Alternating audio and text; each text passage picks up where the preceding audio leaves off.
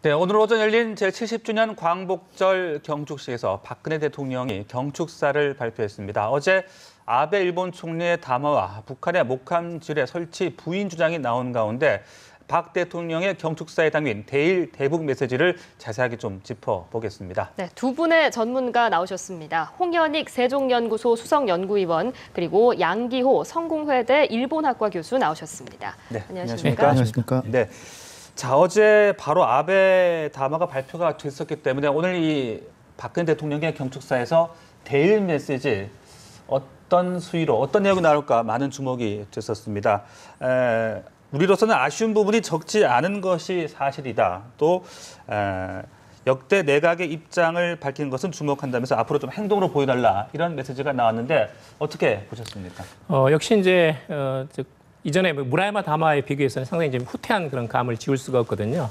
본인이 이제 역대 내각의 그런 입장을 개선한다고는 했지만 일단은 간접적인 합보로 이렇게 전달됐기 때문에 네. 명백한 사죄와 반성이 이렇게 충분히 와닿지 않았습니다. 그런 점에 대해서 대통령께서 약간 미진하지만 기본적으로 역대 내각의 어떤 담화를 수용한다고 했으니까 거기에 대해서는 이렇게 평가하는 그런 부분이 있었고, 그 다음에 이제 한일 간의 지금 위안부 해법을 또 네. 포함해가지고 한일 간에 좀 관계 개선을 해나가자, 미래지향적으로. 그리고 한일 간의 관계가 개선돼야 동북아의 평화 번영에도 기여할 수 있다라는 식의 이런 그 말씀을 하셨습니다. 역시 이제 중요한 것은 일본이 그런 그 담화에 따르는 적절한 그 언행 일치, 충분한 행동으로서 보여달라, 이런 쪽에 방점을 두신 걸로 보입니다. 네, 위원님은 어떻게 보셨어요? 예, 저는 뭐 남북 문제나 또 한일 관계에 있어서 우리 대통령 경축사가 상당히 좀 균형적이고 현실주의적이고 미래지향적이다.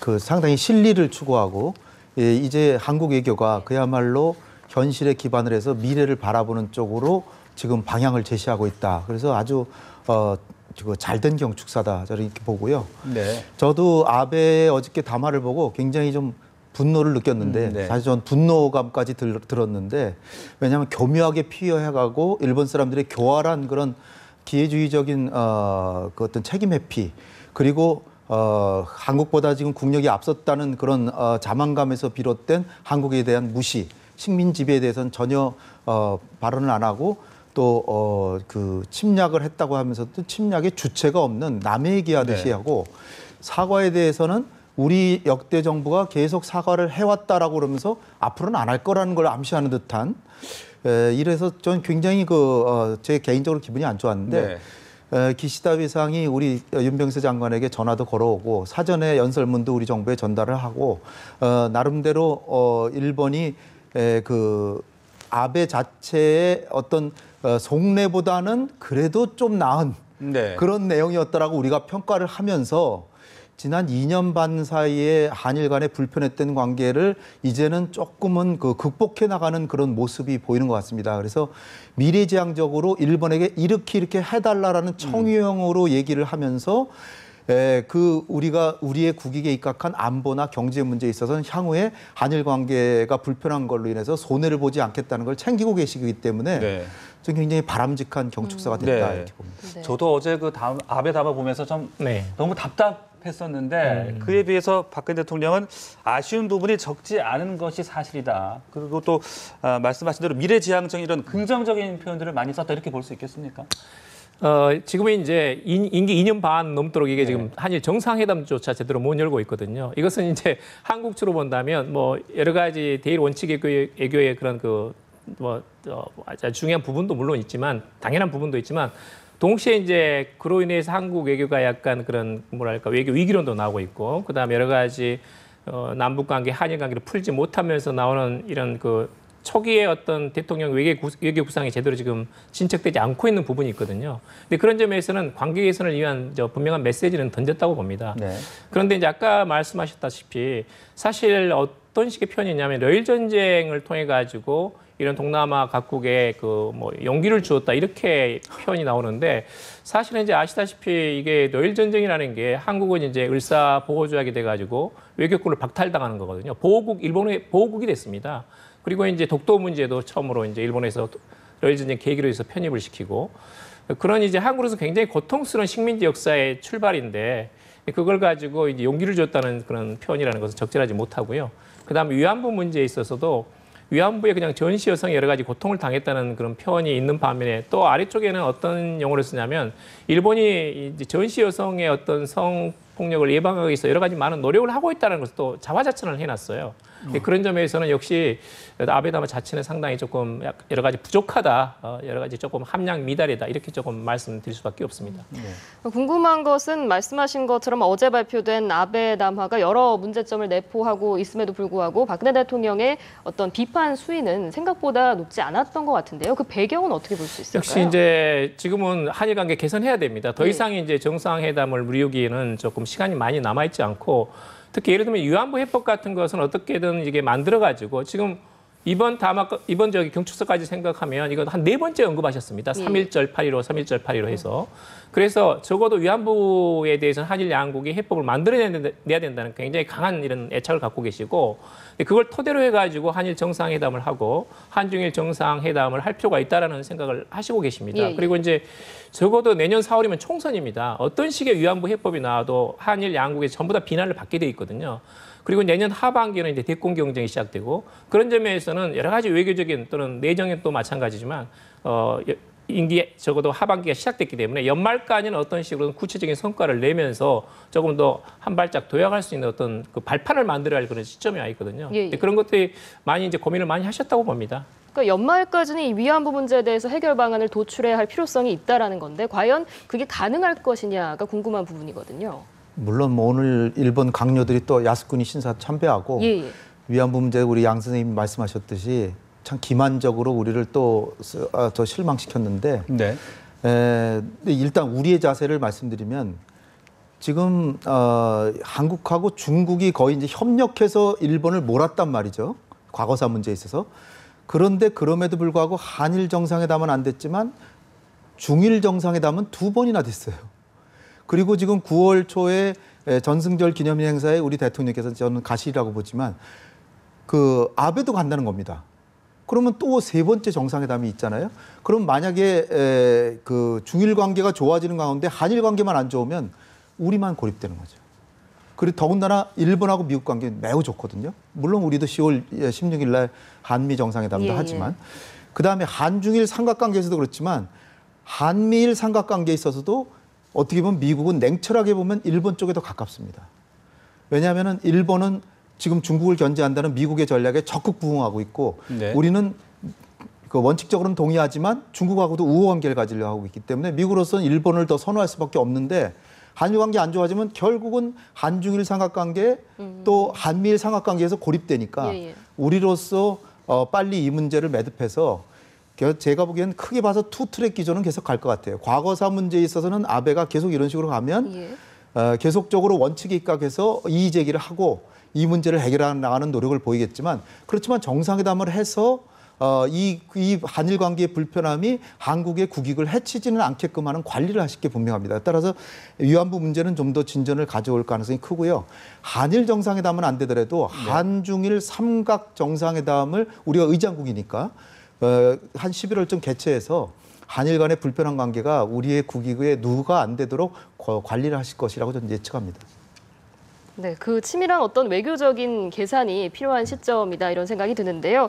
또 오늘 주목받았던 메시지가 북한에 대한 메시지 아니겠습니까? 최근에 북한의 DMZ 지뢰 도발도 있고 했는데 뭐 이 부분에 대해서는 단호히 대응한다 이런 의지를 밝혔지만 또 대화와 협력의 문을 완전히 닫아놓은 건 아니었습니다. 어떻게 평가하십니까? 대북 메시지도 저는 아주 굉장히 좀 균형적이고 미래지향적이고 우리가 북한보다 정말 한 수 위에서 형님으로서 북한을 통일의 길로 인도하는 그런 메시지가 대체적인 기조이기 때문에 저는 굉장히 아주 바람직한 경축사였다라고 보고요. 네. 일단 우리 국민들이 지금 격분하고 있기 때문에 지뢰 도발에 격분하고 있기 때문에 단호하게 도발에 대해서는 대응한다. 그리고 북한의 인권 문제도 약간 언급을 하셨지만 그렇게 심하게 북한이 그걸로 빌미 삼아서 우리 경축사를 완전히 매도할 수는 없는 그런 수준으로 하셨고 그리고 상당히 많은 부분을 하나하나 여러 가지 구체적인 제안을 하셨는데 예, 예. 또 72년 얘기를 하시면서 이게 남북 간의 일테면 특사 파견이라든지 72년이 상징하는 건 7.4 공동성명이잖아요. 네네. 이것은 남북 간의 획기적인 전환을 할 수도 있다는 거를 이렇게 암시적으로 이렇게 말씀하신 거라고 보고요. 다른 거 내용 면에서도 보건, 위생, 수자원, 산림 관리 뭐 이런 부분도 굉장히 실질적으로 실현 가능한 그런 제안들을 했기 때문에 굉장히 실현될 수 있는 가능성이 있다라고 보고요. 또 하나는 이산가족 상봉 문제도 우리가 먼저 이산가족 그 명단을 작성해서 북한에 일방적으로 전달하겠다. 예. 따라서 북한도 해줬으면 좋겠다라는 식으로 하고 있기 때문에 우리가 모범적으로 앞서 나가는 모습을 보이면서 북한을 끌어들이고 있다. 그래서 저는 굉장히 오늘 제가 기대했던 것보다 네. 훨씬 왜냐하면 국민 감정이 지금 대북 감정이 굉장히 안 좋기 때문에 강한 메시지가 나오려고 생각했는데 보다 우리의 국익의 관점에서 균형적이고 미래지향적으로 메시지를 하셨다는 게 저는 굉장히 바람직하다고 생각합니다. 오늘 발표된 대북 메시지 가운데 좀 구체적으로 들어가 보자면 지금 추석이 다가오고 있기 때문에 이산가족 상봉과 관련해서 어떤 이야기가 나올 것인지 궁금했는데 말씀하신 것처럼 명단 교환을 제안을 했고요. 또 금강산 면회소 수시 만남도 제안을 했는데 이 부분은 어떻게 평가할 수 있나요? 명단 교환을 제안했다기보다 일단 우리의 명단을 일방적으로 북한에 주고 예.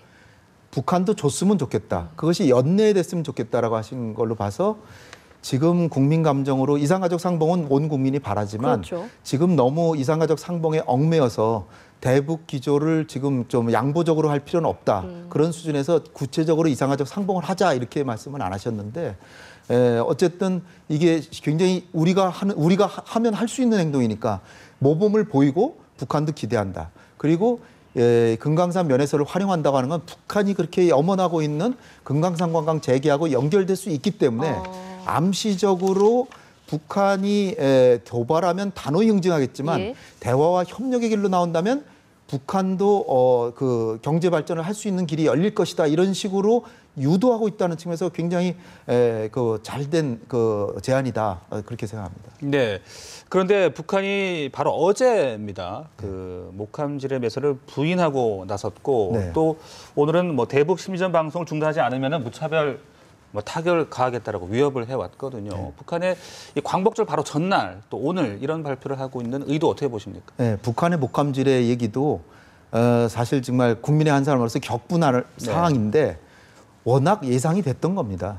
사실은 좀 하루 늦게 나왔어요. 보통 3일 만에 이 회답이 나오는데 어제는 4일 만에 이제 북한의 반응이 나왔습니다. 반응이 상당히 늦었단 말이에요. 늦었어요. 왜 늦었냐?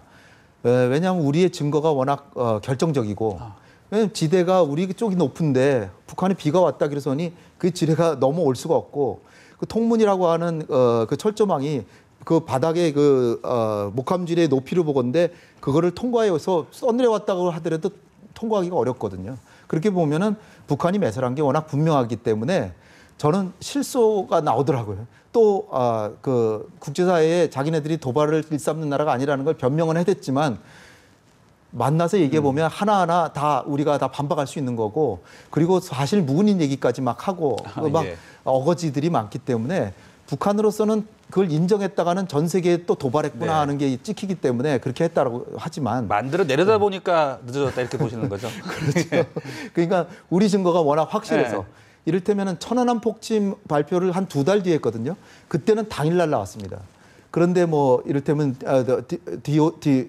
DOS 공격, 사이버 공격할 때는 또 3일 뒤에 나오고 작년에 무인기 공격했을 때도 또 3일 뒤에 나오고 그래서 보통 3일이 보통 상례인데 4일 만에 나온 거는 고심 많이 했다. 그래서 그리고 우리가 가진 증거가 정확히 다 뭐가 전부인지를 다 보고 난 다음에 그 다음에 반박문을 만들기 위해서 4일 만에 나온 거다. 그렇지만은 이제 우리 정부가 단호하게 대응을 하면서 또 이렇게 미래 대화 협력의 길을 열어놓고 있기 때문에 전 기대가 됩니다. 그렇군요. 사실 오늘이 광복 70주년이기도 하지만 분단 70주년이고 이 부분에 대해서 그 의미를 북한도 잘 알고 있을 텐데 말씀하신 것처럼 어제는 그 지뢰 도발에 대해서 전면 부인을 했고 또 오늘 아침에는 대북 확성기 방송을 언급하면서 무차별 타격까지 경고를 했거든요. 이렇게 나오는 북한의 그런 태도는 어떻게 봐야 됩니까? 지금 이제 북한으로서는 이제 박근혜 정부에 대해서는 별로 기대를 하고 있지 않다. 예를 들면 지금 곧 또 울지 프리덤 그 가디언 연습을 하지 않습니까? 대규모의 또 한미 군사 훈련을 하고 있고 그러다 보니까 이제 한국에 대한 불신감 자체가 있습니다. 과연 지금 상태로는 사실 이명박 정부 못지않게 더 악화된 상태거든요. 남북 관계가 전혀 지금 민간 교류도 제대로 이루어지지 못하고 있고 5.24 대북 제재 해제하지 않고 있고 개성이라든지 금강산 관광도 아직도 못하고 있고 그다음에 개성공단 이제 문 닫았고 그런 것들이 이제 이게 남북 간의 어떤 아까 말씀하셨다시피 이 7.4 공동성명에 전부 다 특사도 가고 유락 씨가 하는 그런 상황이었는데 지금은 어떤 이런 이런 그런 물밑 교섭이라든지 대화가 있는 것도 아니고 그렇다고 이제 어떤 사회문화적인 교류가 있어가지고 그것을 그 물꼬를 터줄 만한 어떤 이런 계기를 만들어주는 것도 아니고 어떤 면에서 사회문화, 정치, 경제 모든 면에서 닫혀 있단 말이죠. 이런 것에 대해서는 굉장히 북한으로 봐서는 과연 이 박근혜 정부가 대화의 마당으로 나올 의지가 있는 거냐에 대해서는 굉장히 의심하고 있다고 봅니다. 그러다 보니까 지금 어떤 상황이 되냐면 지금 최근에 이제 몽골이라든지 베이징 같은 데서 북일 간의 지금 교섭이 굉장히 횟수가 지금 늘어났습니다. 네네. 굉장히 지금 밀도 높게 지금 접촉하고 있거든요. 그래서 이전에 한번 지금 뭐 정확한 보도는 아니었지만 그 북일 간의 정상회담이 있을 수 있다 이렇게 이야기가 있었는데 제가 알기로는 상당히 지금 그 북한 내에서 그 납치자에 대한 조사가 지금 상당히 진전이 된 걸로 알고 있습니다. 그래서 사실 작년에 5월 달에 이제 스톡홀름에서 북일 간의 교섭을 할 때 북한에서는 완전한 책임을 지고 그 납치자 17명분에 대한 여러 가지 조사 결과를 보고서를 일본에게 제시하고 예. 그리고 이제 일본은 대북 제재를 상당히 완화하는 걸로 그렇게 됐었거든요. 근데 그동안 진전이었었는데 지금 이렇게 북일 간의 어떤 접촉 횟수가 늘어난 걸 보게 되면 상당히 지금 진전된 게 아니냐 하는 이런 지금 추측도 나오고 있고 아베 내각 자체가 상당히 지금 지지율이 떨어진 상태입니다. 예. 뭐 원자력 발전이라든지 미군 기지 문제라든지 특히 이제 안보법제 강행 같은 게 있어가지고 어떤 이것을 반전시킬 만한 외교 카드가 필요하거든요. 그건 상당히 북한 카드는 항상 유용합니다. 그런 면에서는 한국, 중국 견제용으로 북한 카드를 일본은 쓰고 있는 것이고 북한도 마찬가지로 한국과 중국을 견제하기 위해서 일본 카드라는 걸 지금 활용할 수 있다는 것은 이제 손에서 이 카드를 만지작거리고 있는 그런 네. 상태라고 볼 수 있을 것 같습니다. 네, 자 이런 상황 속에서 이제 다음 달 3일 또 이 중국 전승절 기념 행사에 박근혜 대통령이 참석하느냐 이 부분이 또 관심이 모아지고 있습니다. 중국과의 관계를 생각하면 참석하는 게 적절하다. 반면에 미국과의 관계를 또 생각하면 참석하지 않는 쪽으로 결정되는 것이 아니냐는 분석들이 나오고 있는데 어떻게 좀 예상을 하십니까? 지금 이제 정상 가운데서 중국의 9월 3일 날 참석하신 분들이 러시아하고 몽골 대통령만 확정됐거든요. 이걸 이제 박근혜 대통령이 말하자면 전승 기념식에 완전히 참석하시게 되면 이건 상당히 빛이 나는 겁니다. 중국으로 봐서는. 그래서 지금 중국은 한국의 박근혜 대통령이 오시느냐 오시지 않느냐가 굉장히 중요한 관심사거든요. 이 모양이 제대로 갖춰지는 겁니다. 오시면. 그런데 이제 한국 쪽으로서는 사실 이제 이게 한국 전쟁이 있지 않습니까? 중국군이 개입을 해가지고 남북 분단이 지금까지 70년간 이렇게 되고 있는 것이고 그런 점에서는 이게 미국의 눈치 보는 것이 아니라 한국이 과연 한국의 최고 수반이 가가지고 그런 열병식에 참석하는 것이 과연 합당하는가에 대해서 상당히 이제 논란이 있다고 봅니다. 네. 저는 개인적으로는 이번에 이제 어떤 최종적인 결정 자체가 리저너블하다, 상당히 합리적이다. 그러니까 가시긴 가시되 일단 열병식에는 참석하지 않는 걸로 그런 내린 결론에 대해서는 저는 이제 합당하다고 보고요. 그것은 이제 어느 정도 미국 또는 일본을 의식해가지고 저는 적절한 거라고 봅니다. 만약에 이제 열병식에 가셔가지고 중일 정상 또는 이제 러시아 대통령까지 있는 상태에서 푸틴까지 있는 상태에서 그런 모양이 보도가 될 경우에는 미국이나 또는 일본에서 보는 비주얼 자체가 상당히 저는 아주 부정적인 영향을 미칠 수 있다. 네. 그런 점에서는 좀 적절한 이렇게 판단을 하셨다 이렇게 생각합니다. 네. 홍 박사님께서는 어떻게 보십니까? 아직 뭐 발표는 안 됐지만 결정됐다라고 말씀하시는데 발표된 건 아니고요. 대체로 이제 그런 쪽으로 의견이 모아지고 있는 것 같은데 전 참 그것도 슬기로운 결정이다. 이 중국 방문을 성사시키기 위해서 한미 정상회담을 미국을 설득해서 일찌감치 발표를 해놨다는 거 이것도 굉장히 외교 면에서 잘한 거고요. 그래서 한미 관계를 철저하게 우호적으로 관리하는 가운데 이 한중 관계도 우리가 우호적인 관계로 가기 위해서 참석은 하시되 또 열병식은 또 피하는 이게 이제 박근혜 대통령께서도 굉장히 친선 관계를 갖고 있는 메르켈 총리가 러시아에 가서 이제 한 것에서 우리가 힌트를 얻은 건데 메르켈의 외교도 지금 굉장히 잘하고 있다라고 평가를 받듯이 우리 외교도 중국에는 저는 가시기를 항상 바래왔고 그것은 단순히 한중 관계를 넘어서서요. 우리의 대전략 기조가 한미동맹이 가장 중요하지만 한미동맹과 함께 요즘에 경제가 워낙 중요해지기 때문에 한중 우호 관계도 반드시 필요하다고 봅니다. 그런 상황에서 만약에 안 가실 때 우리가 받는 불이익은 너무나 크기 때문에 네. 한중 관계도 챙겨야 되고 그리고 미국에 대해서 어느 정도의 우리 대한민국 외교의 자율성을 보여주는 그런 측면이 있고요. 또 하나는 아베로서는 승전 행사에는 참석 안 할 겁니다. 왜냐하면 항일 전쟁에서 승리하는데 가는 건 그렇다면 아베가 완전히 다른 사람이 된 거고요. 아마 가지는 않을 겁니다. 그렇지만 9월 6일쯤 간다는 얘기가 있기 때문에 그럴 경우에 아베가 갔는데 우리 대통령이 안 가셨다. 그럼 우리가 한중일 삼각관계에서 고립이 되고 또 김정은이 갈 가능성이 지금 굉장히 적지만 김정은이가 간다 그러면 우리도 가서 당당하게 남북 정상회담은 아니더라도 우리의 어떤 대화 의지 같은 걸 보여줘서 당당한 외교를 해야 되고 김정은이 안 간다면 그럴수록 더 가서 한중 관계를 돈독하게 해서 북한에 대한 영향력을 키우는 게 좋겠다 이렇게 생각합니다. 알겠습니다. 두 분과 말씀 여기까지 듣겠습니다. 고맙습니다. 감사합니다. 감사합니다.